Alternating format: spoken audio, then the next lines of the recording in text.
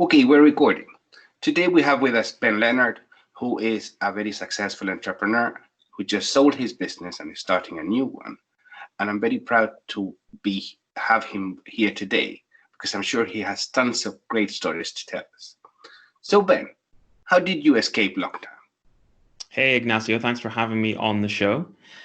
So how did I escape lockdown? Well, first of all, I'll just give people a quick background on, you mentioned there that I sold my business and I'm starting a new one. So I ran a brand of fitness equipment, an e-commerce brand selling online called Beast Gear.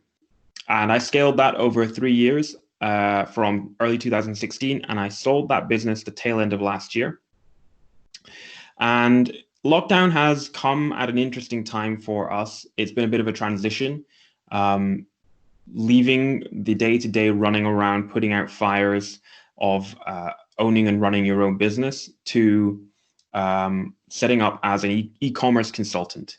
So I decided that if I had a time machine and could travel back in time, I would be able to help myself when I was learning as I went through scaling my business. And I've learned a lot over the last 3-4 years. And I could use that knowledge to help people as a consultant. So it's a transitional time. And I tend to think that lockdown is here because of this terrible pandemic and all the tragedies and hardships that that's bringing to people all over the world. But every cloud does have a silver lining, and the lockdown is presenting many opportunities, both in terms of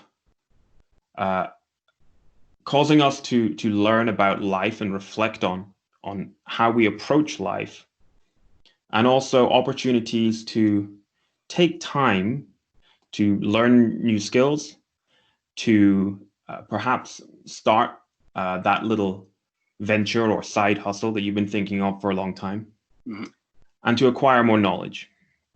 And some people will say, well, that's easy for you to say. I have a house full of kids and I'm looking after them, and I'm not a key worker, and I don't have time to do any of those things. And that's a very valid point. So not everyone will have the same opportunities from lockdown. But I've escaped lockdown quite nicely because I'm in lockdown with my wife and our daughter, who is 14 months old. And the first half of lockdown, my wife was still on maternity leave, but she's now returned to work and she's in the NHS. So she works part-time, and because she's a key worker, we have access to a part-time place, a couple mornings a week for our daughter. So we're not one of those families that's having an extremely tough time with childcare during lockdown and trying to be on a call and do work on the laptop whilst entertaining a child or even homeschool them. So we're very fortunate, and I'm aware that it's very tough for some people. One of the great things about lockdown that's really been a great escape for me, just on a personal level, is causing me, and I think many people all over the country, to slow down, because we can't go and do the things that we would normally do. We can't visit people. We can't go to all of these restaurants and bars and cafes and shops and things to distract and entertain us. And it's causing us to slow down our pace of life. And I'm quite grateful for that in many ways. And after things are more normal, I say more normal because I don't like saying back to normal, because I hope we don't go back to the way everything was in society, because I don't think we can or should. But after we have a bit more normality, there are lots of things that I want to take from lockdown that have helped me to escape, right? Almost like having lockdown days where we say, no, we're just going to stay home. We're not going to run around like headless chickens. We're not going to try and squeeze in going to the supermarket, going to the swimming pool, visiting friends and relatives all in one day. We're just going to take it a bit more easy. But coming back to the business side of things, I sold my business late 2019. I'm starting a new one, which is e-commerce consultancy. So my brand, Beast Gear, sold online to customers on its own website, beastgear.co.uk. It still does. and on Amazon. And we sold to customers right across Europe, Middle East, Australia. And we were doing mid seven figures the time I sold it.